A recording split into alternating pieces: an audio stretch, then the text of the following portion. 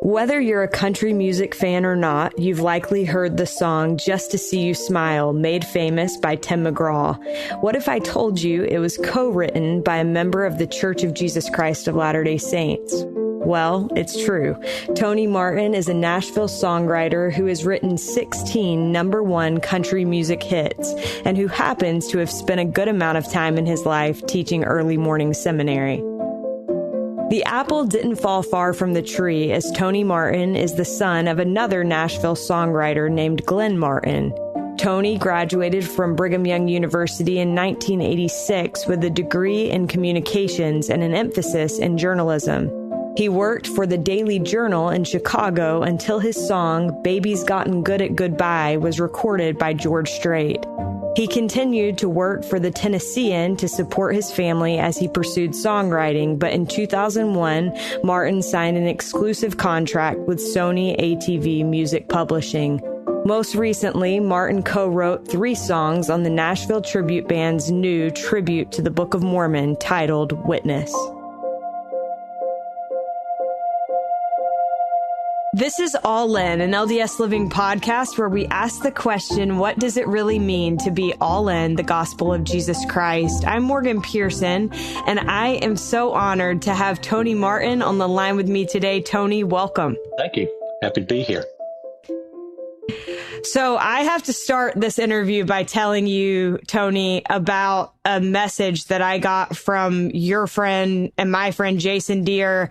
He sent me this audio message because I have a 7-month-old baby. And so that's the easiest way for me to communicate with people. Okay. And he sent me this audio message. And in it, he's telling me, he's like, we had this guy. He helped us write a few of the songs for the new Nashville Tribute Band album.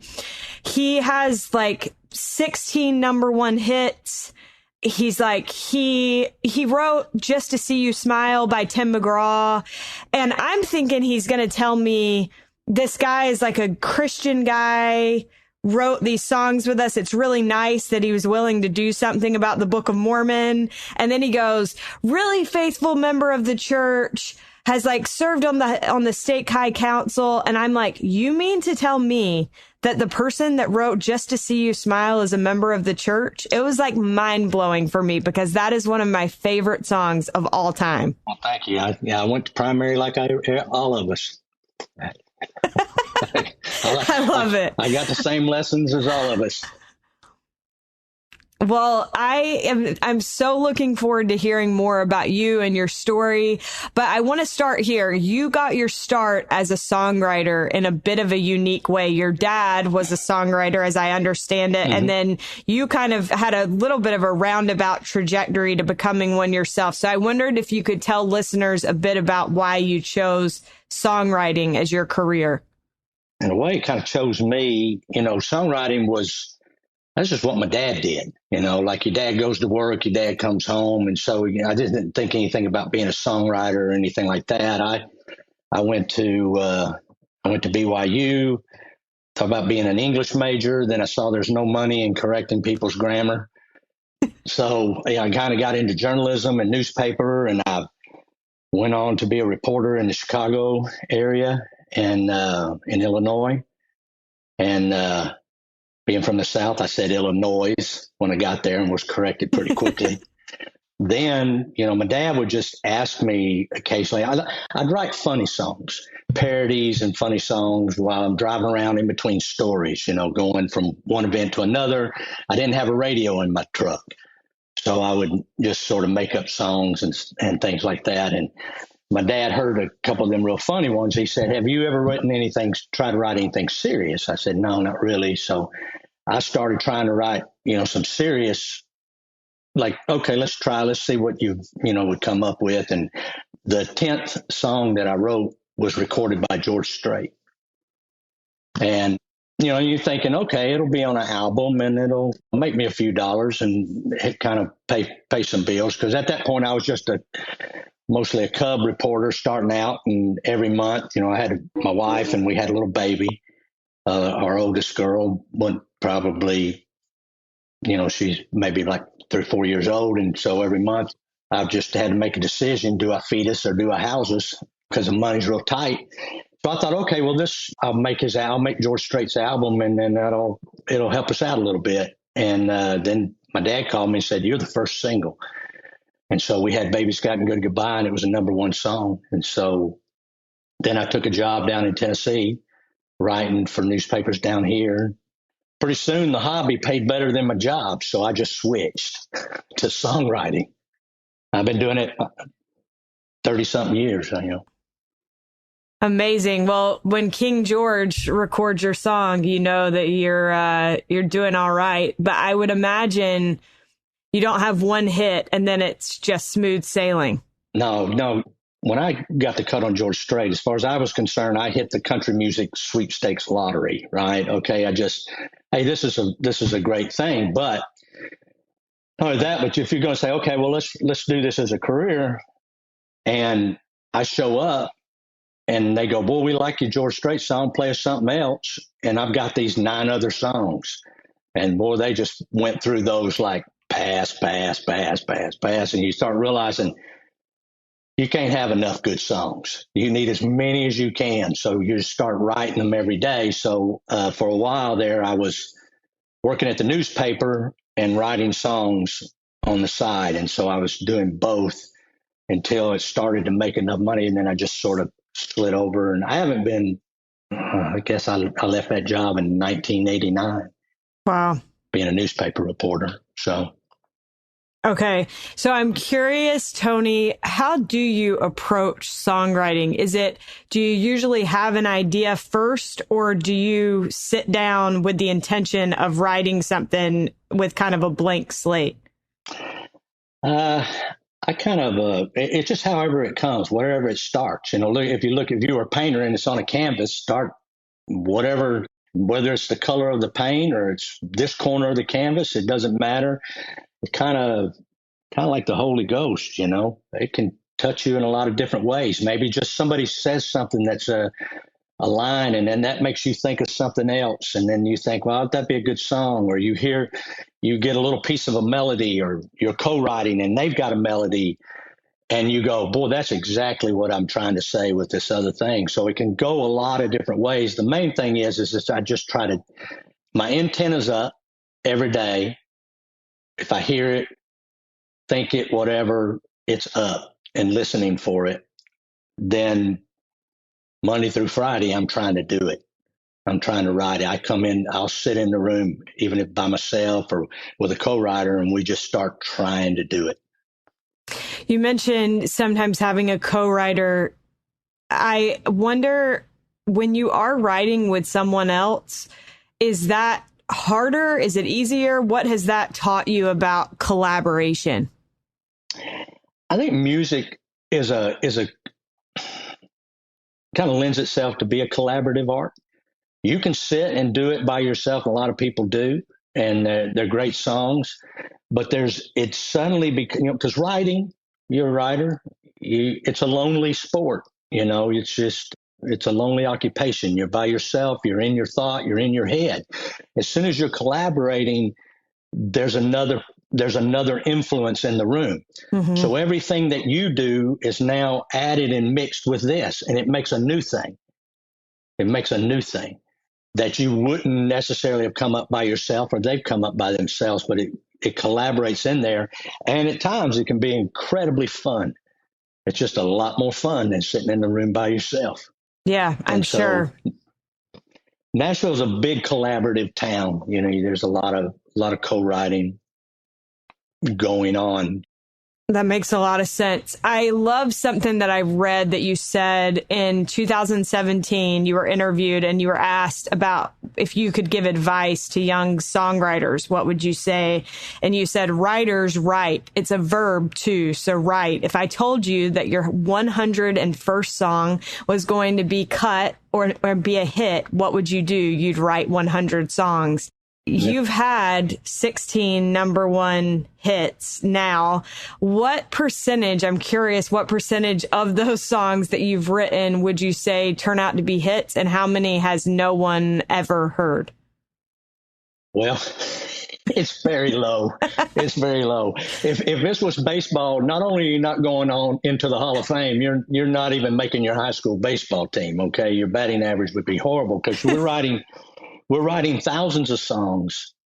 So if you write 1,000 songs to get, let's say, even 100 cut, out of that 100, maybe 10 of them are viable, get out into the world, get heard on somebody's album, and maybe one or two of those goes on the radio, gets heard. It's your percentages. And then there's a time, I have to say this too, there's also a time in which what you're doing is what the market wants to hear, what people want to hear. And so you can get on a good run and you think, wow, I'm killing it. I'm doing it. This is happening. Well, and then all of a sudden it just moves. And now you're back to that. Okay, I need 1,000 songs to get 10, to get one. And even then you can do those numbers for a long time and not. It's just, I mean, I'm a writer / nothing. I don't sing them. I don't produce them. I don't do anything. I just simply write them. And so being that, I have to constantly be thinking, what is it that these artists want to say that all these people want to hear? And so I'm by myself guessing my guts out, It's what it is.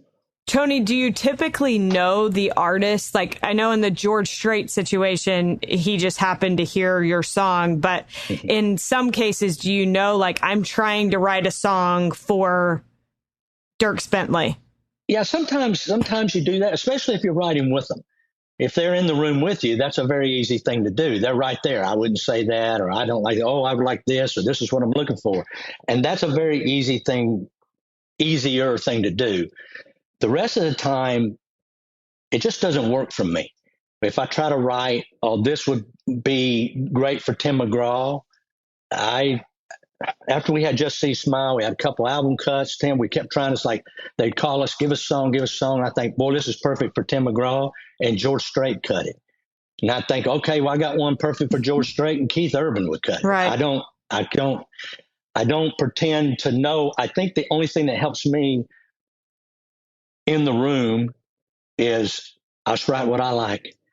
I have to like it, has to hold my interest. And then if I like it and it holds my interest, then there's a segment of people out there that they would also like it too. Okay, so I have a couple of follow-up questions based on what you just said. One, as I listen to some of the songs that you've written prepping for this interview, I couldn't help but think, okay, here is this guy who has been happily married for years. As I understand it, you have grown children, and yet you're probably trying to write love songs, many of them that feel exciting and new. How much do you write from your own experience, and how much is it tapping into the experiences of others? Yeah, there is a point to where you go, how much does a 64-year-old man know what a 13-year-old girl wants to hear? If I think like that, I'm retired. I think it's all from your experience and your imagination, right?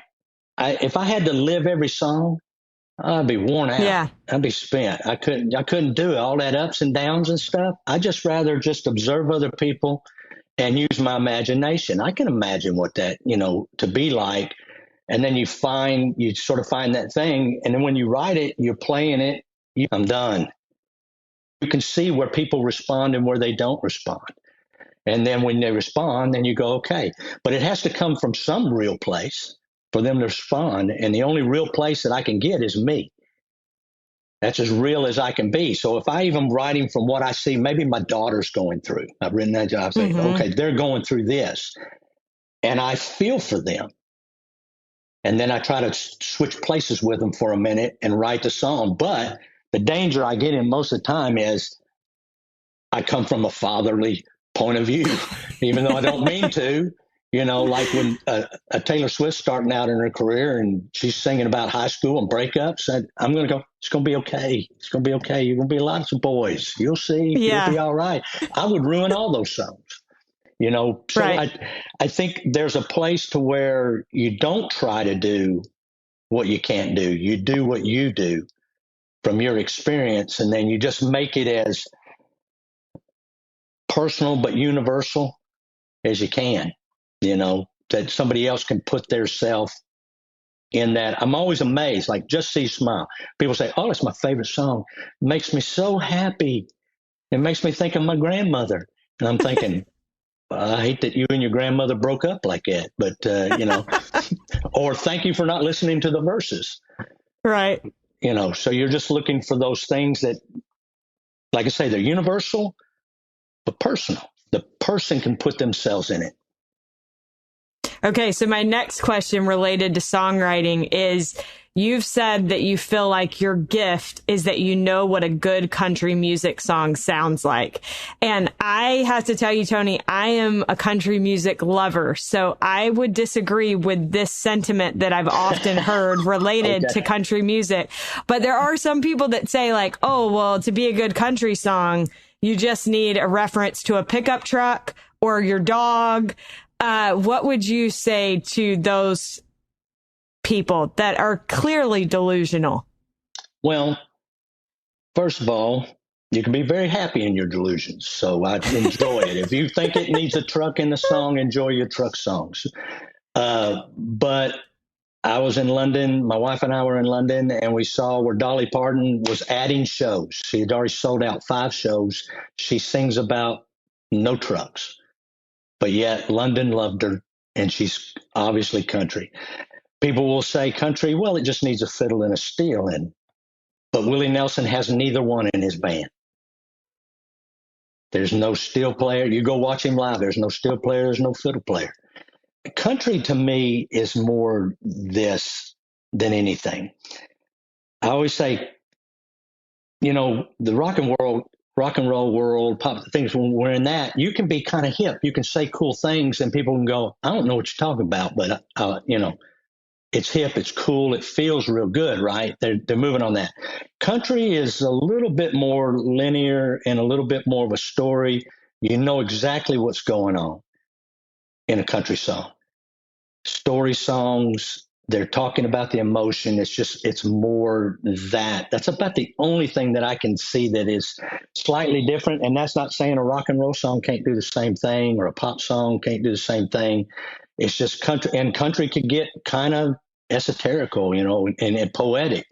But trucks, any of this thing you think's in it, it's not. It's just all music is great, but when country's great, it's just really great because it just comes from the heart.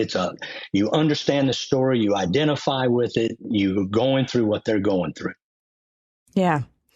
I wonder, how would you say that songwriting, you kind of referenced this earlier when you said that sometimes it's working for you and you'll have a couple hits in a row and then there will come a time where it's not working as much.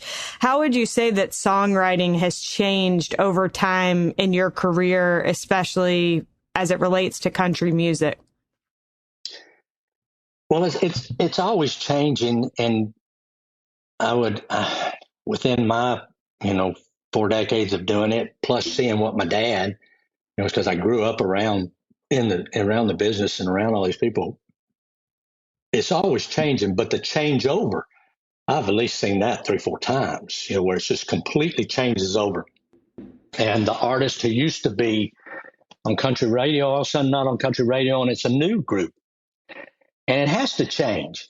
If it doesn't change, it's going to die, right? It's going to be an old art form that only, goes back into the archives. So it's going to change.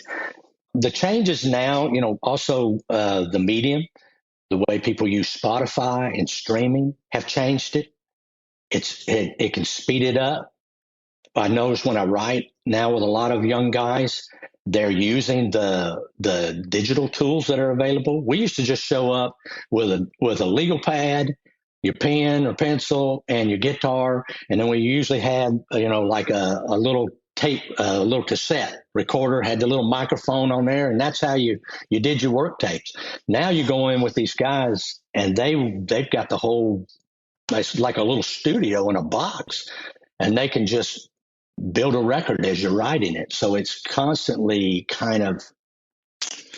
it's always changing. The tools are changing, the mindsets, what the rules were, what you can do, because you hear a lot of the rap influence in country now. You Right. hear a lot of the beats that they can do off of the digital world.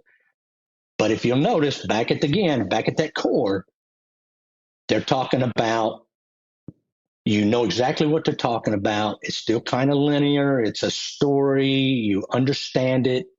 Kind of, they're speaking to their audience that way. They're just using different tools and different ways to do it. Okay. So I want to now transition a little bit to your experience within the gospel. You mentioned that you went to primary growing up. So I'm assuming you grew up in the church. Is that right? Yeah, I was born in Atlanta, and then my dad came to Nashville to be in the music business. Now, his side of the family is Baptist. My mom's was LDS, coming from Utah. Okay. And when we moved to Nashville, my dad's going to try to be in the music business. When I say I went to primary was downstairs in the basement of a little house down in East Nashville, Inglewood area, just outside downtown. And so, I grew up with all those primary colors are 1, 2, 3, red, yellow, blue. I grew up through all those songs. I grew up as a teenager going to church and doing it. So it's been a huge, it's an influence in my life.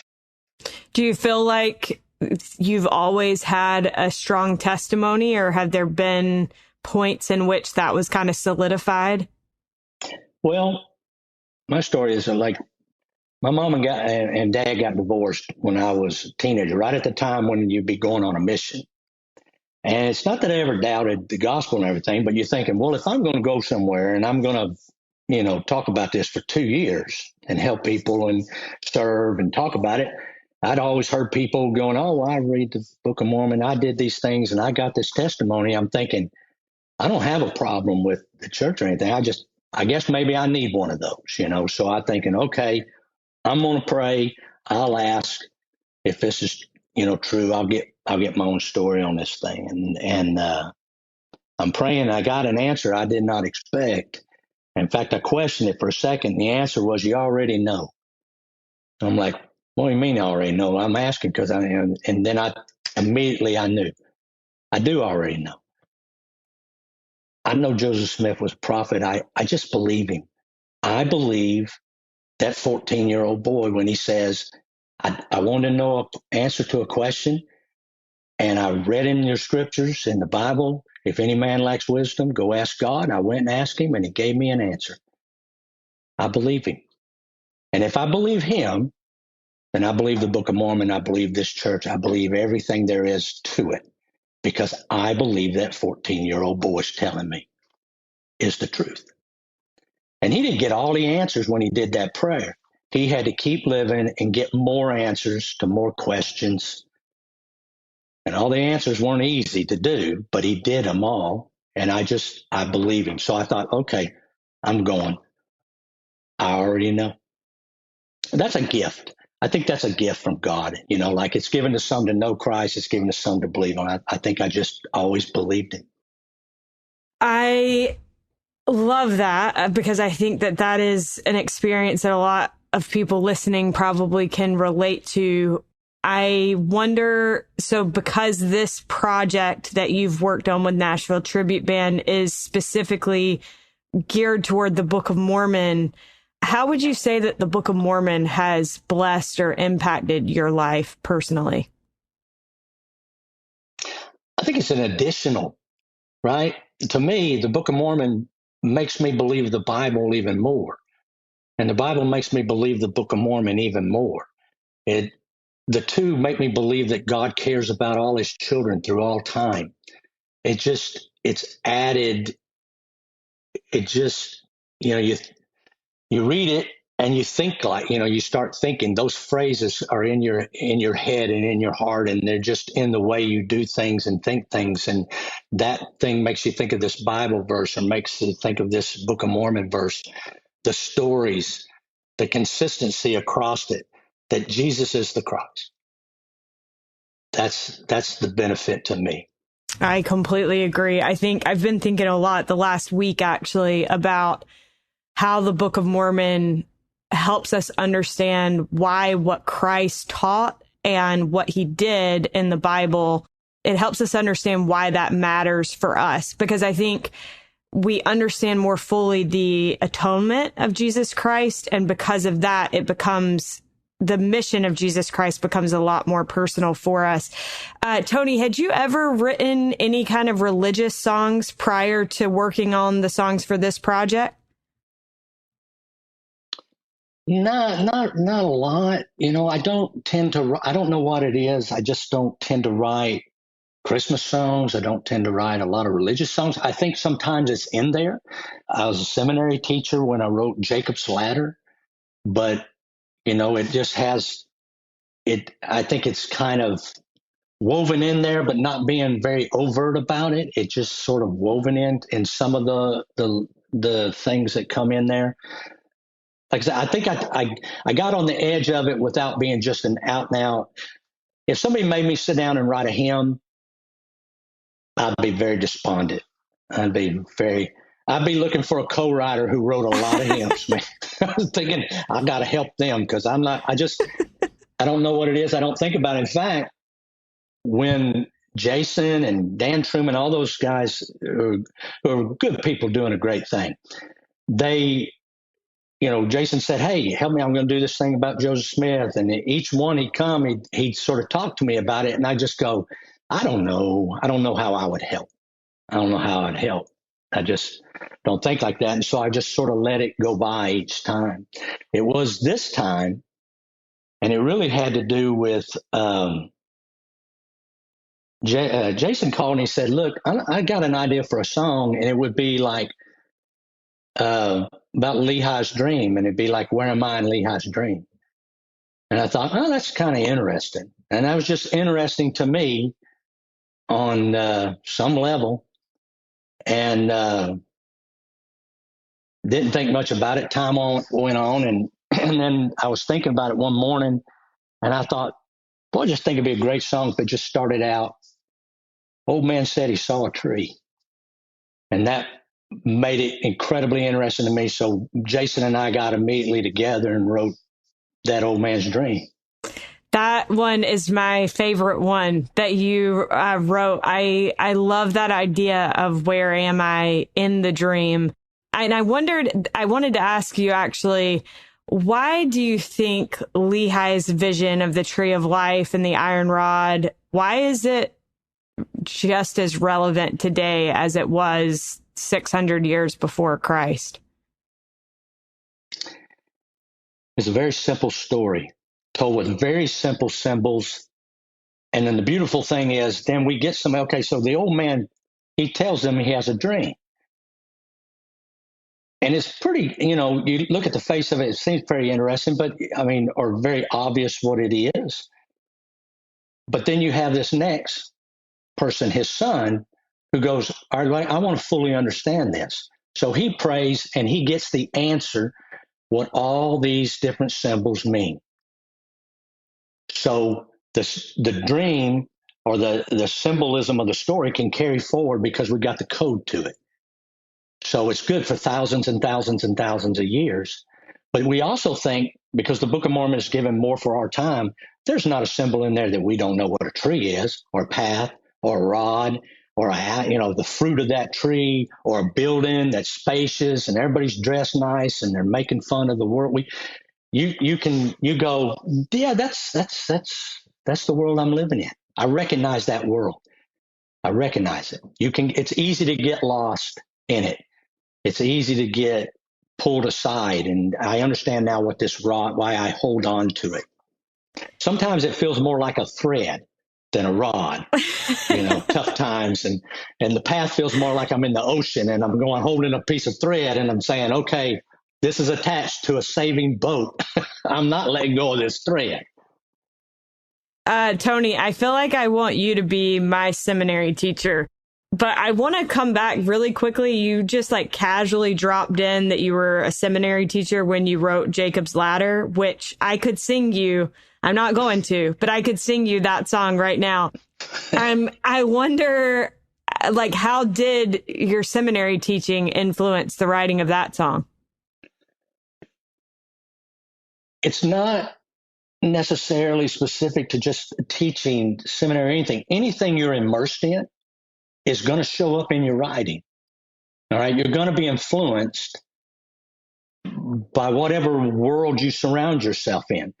If you surround yourself with family, family type themes are going to kind of get in this thing. If you go to church on Sunday and you listen to, country music, yeah, they're in the bar on Saturday night, but they're in the pews on Sunday morning. So there's those things are being mixed because that's the world they inhabit. So seminary just made some of those things, I think, just come up in the writing, and then they happen to be the songs that people click with, right? Because it's all in your head. That Diamond Rio has a lot of Bible types of references in it. And I remember when Diamond Rio was cutting it, they called me and they said, "Listen, you got this line, work out your own salvation." And we're all washed in the blood, we're saved. Not works faith, not works grace, not works. And I had the ready answer because I'm teaching seminary. I said, "That's our boy Paul. Philippians 2:12. Work out your own salvation." I left out the scary part, with fear and trembling. So you're welcome. So, I think it just influences you in that sense. I mean, I've taught seminary maybe 3 times. I've been a seminary teacher, been teaching Sunday school now for 9 years straight. Wow. Was doing the mid singles, and now I'm doing gospel doctrine back at the church, in my ward. I substitute for our CES leader. I guess he has an institute class for the college age kids, and I'm his. I come off the bench when he needs a substitute and stuff. So it's going to stay. I mean, for some reason or another, the Lord's been happy to keep that influence in my life, so that it might show up in my work. But as far as singing, writing a lot of songs, I'll be interested to see, because I've never had a song I thought would be in the primary book or in the hymnal. I think Janice Cat Perry is a genius. I love what she does, and I think the Lord specifically went, "This is what I'm going to have you do." And she wrote a child's prayer, which kills me every time. Primary gets up and sings that, and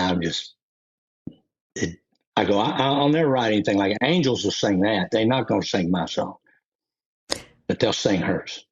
My husband and I sing every night before bed to our little girl. And I have been grateful many times for Janice Cat Perry and the beautiful songs that she's written. Tony, have you ever had, I know this, like you said, this is kind of your first time delving into religious songwriting, but I would imagine you probably have had opportunities to share the gospel throughout your career, even if the songs are not spiritual in nature.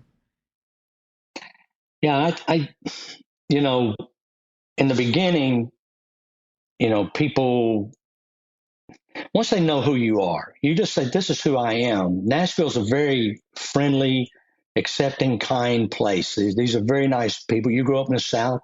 It's kind of the culture and the tradition, and Nashville's that to the nth degree, and it's very good. So once they knew who I was, what I stood for, that's never been an issue. I never have found it hard to live the gospel in any way. And over time, I'm the expert. You want to know what the LDS think about something? They'll ask me, "Well, what do y'all think about this?" Or, "What do you think about this?" And I tell them, I share it and stuff. And they, without having to even seek it, it just kind of finds you. While they were building the temple here, I had a friend of mine who lived nearby, Franklin. He'd drive by it every day coming into Nashville, and he would call me every so often and give me updates. Construction updates. Construction updates, what's going on. And he called me one day. He said, "Hey, they put your horn player up on your temple." I said, "Oh yeah, that's Moroni." That's in Revelations, the guy blowing. but he just saw it like a horn section. Yeah. He's like, country music. What kind of song are we playing? Yeah.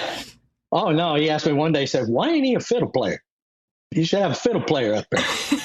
Amazing.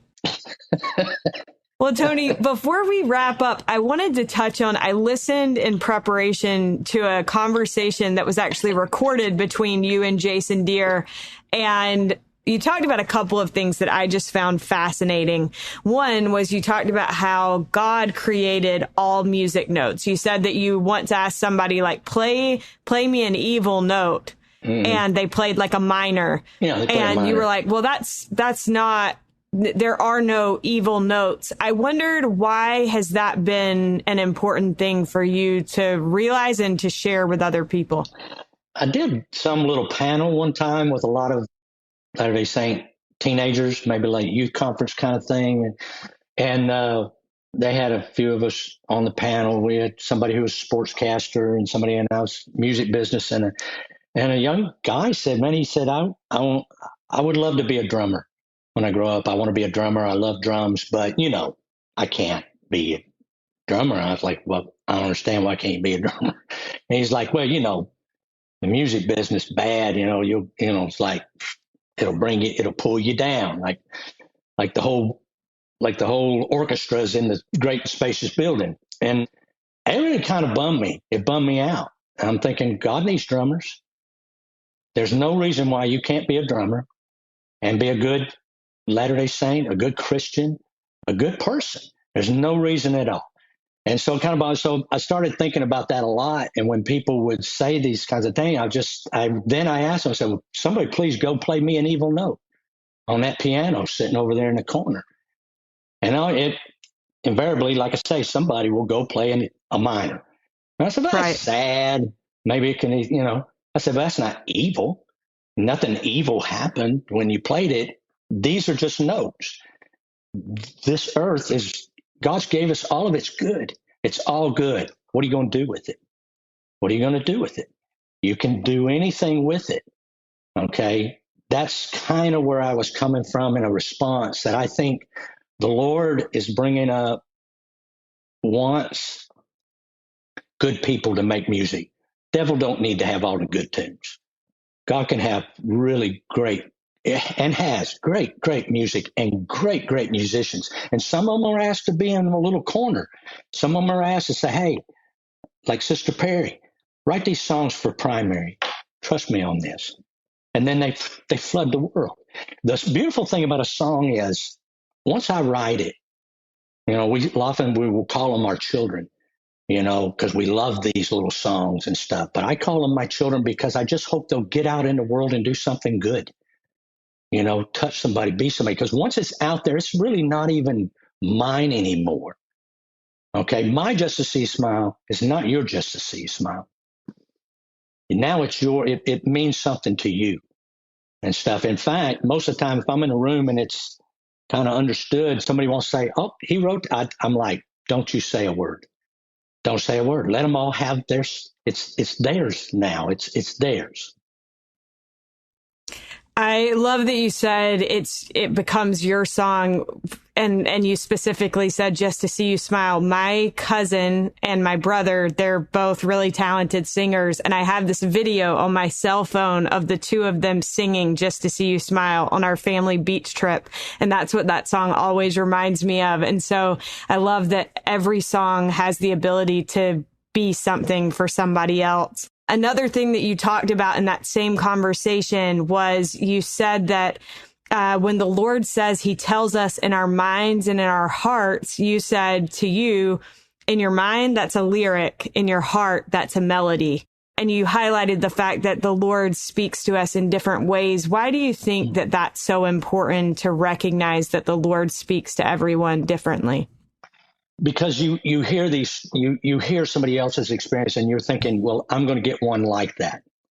They tell their tithing story because they had a struggle paying tithing, and then they finally did it, and then they got a check from the insurance company in the mail, and you're going, well, I could use a check in the mail. And it's never come. No, it's not going to come, because here's why it's not going to come from me. I already believe in tithing. I don't need a faith promoting experience for tithing. For me, I'm almost more afraid not to pay tithing. That would be the test for me. It's like, oh, you don't have to pay it this month. I would not believe you. So I think what I think is great about that is that I can sit, let's say in a general conference session, and they can be talking about something that I have. Oh yeah, I've been doing it, which I love, by the way. Oh yeah, I got no problem with that. I don't smoke. I do that. I go to church. I do that. But sitting in there, they can say things that make me think of one thing, that makes me think of another thing, that makes me think of something, and then the Holy Ghost can say, that's what I want to talk to you about. That's what I'd like to talk to you about. So even with the students, a lot of times they'll be reading scriptures and they'll say, because we all know what a stupor of thought is, right? We've been to high school. So mind wanders off. And you feel sometimes you go, well, I need to go back and read what I read. I said, no, ask yourself when your mind wandered off, what were you thinking about? That may be what God's trying to talk to you about. The scriptures can be that springboard. General conference, Sunday school, a sacrament talk, your friends talking, anything can be a springboard, and the Spirit can go. That's a huge thing, right? That the Holy Spirit can make something just personal for you. To me, it's the lyric and the melody. That's how I make. All of a sudden, it feels right. It seems right. It goes together. It's perfect. I love that idea. That's so good. The last thing that I wanted to touch on from that conversation, you said that you often have had conversations with young people that ask you, they say that they're not sure that living the gospel of Jesus Christ is worth it. And you talked about your response to young people that ask that question. I wondered if you could share a little bit of your thoughts on that, because I thought they were so good. And you don't have to say the same thing you said in that conversation, just whatever you'd say now. It's good because I don't remember that conversation. Can you recall this from 6 years ago and tell me exactly? No, I just wondered what would you say to somebody now? Why is it worth it in your mind? So at the time, we were talking about a lot of people, they hear things and then it shakes them. It shakes them, and that's okay. You can get shaken. I see it kind of like a seesaw, right? You're up on it with your struggle in life. It's real safe to be on one end of the seesaw, up or down. And then but as you go towards the middle, it gets a little, okay, I understand that. And you want to run to one side or the other real quick. Right. But I think the middle of the seesaw, that's where life is. That find that balance. And it's a constant, go for it. So, okay, with my mind right now, as what it is here's why I think it's worth it. If someone comes to me and what they're doing is they're trying to take something away from me that it gives me a foundation, it gives me an anchor, it gives me a place that has given me great comfort. In times that I've needed, it's given me direction when I needed it. It's a center, okay? And they want to take that away from me. I would say, what are you going to give me in return? What are you going to replace it with? And I've never met anybody yet that offered me anything else in return. They just want to take that away from me and give me nothing of value. And I take that as there ain't nothing worth more than that. They just want to take it. They just want me to put it down. And sometimes I wonder why you want me to put it down. I don't get it. I don't understand why you want me to do that. Well, I would never let anybody take something of value away from me without giving me something of equal or greater value. That's why it's worth it to me. Yeah. Well, I love that thought so much. And I think that it's significant. I have watched friends and family struggle with their faith in recent years. And for me, I just feel like the gospel, to your point, has given me so much. And when I think about what my life would look like without it, it's not a very happy thought. Well, I mean, if you take it away from me, let's just say, okay, the main thing is, well, I don't go to church anymore. All right, so there's 2 hours I get free to do whatever I want. What am I probably going to do with it? Nothing, because I love doing nothing. But the 2 hours that I go there, that I pull myself out of the world and I sit for a little while and I let my thoughts be about something else, make all the other stuff mean something. Now all the other stuff ain't just a bunch of nothing. It's something that leads to something. It's worth something. It helps you get opportunities to serve and help other people. So I love that. Okay, this has been so fun for me. I love country music. I love the songs. I love the messages, and I love getting to pick the brain of somebody that's written some of my favorite songs. But my last question for you is, what does it mean to you to be all in the gospel of Jesus Christ?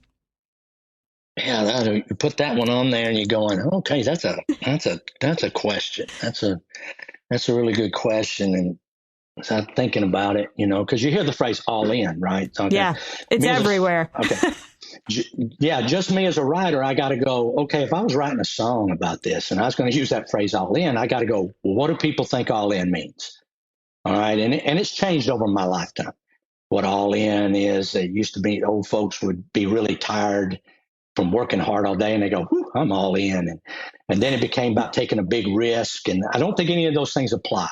It means now to what? You're completely committed to something. So what does it mean to be all into the gospel to me? Here's kind of where I sort of landed.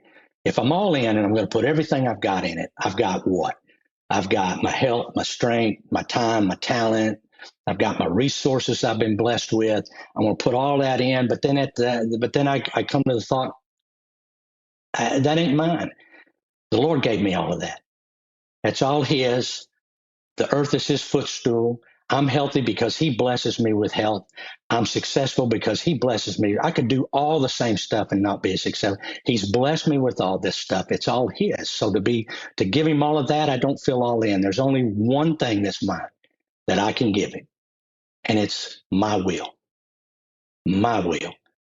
When Christ sat in the Garden of Gethsemane, and He goes, if there's any other way to do this, I'd be open to discussing it, right? Let this cup pass by me. But not my will. Thy will be done.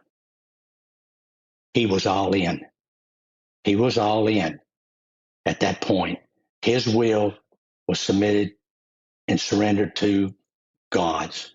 And that's where I go all in. I have to give Him my will and go, His way is better. And it's not enough to believe in Christ. I believe Him. I believe Christ. I believe what He says. I believe that giving God your will is the best way. It's the only way. Tony, it was so neat to hear you answer that question in a way that only you could. And I am really, really grateful. Tony, this has been such a delight. Thank you so, so much for your time. You're welcome. I hope it does some good. A huge thank you to Tony Martin for joining us on today's episode. You can find Witness, a Nashville tribute to the Book of Mormon, in Deseret bookstores now, or you can stream it wherever you stream music. Thanks to Derek Campbell of Mix It 6 Studios for his help with this episode, and thank you for listening. We'll look forward to being with you again next week.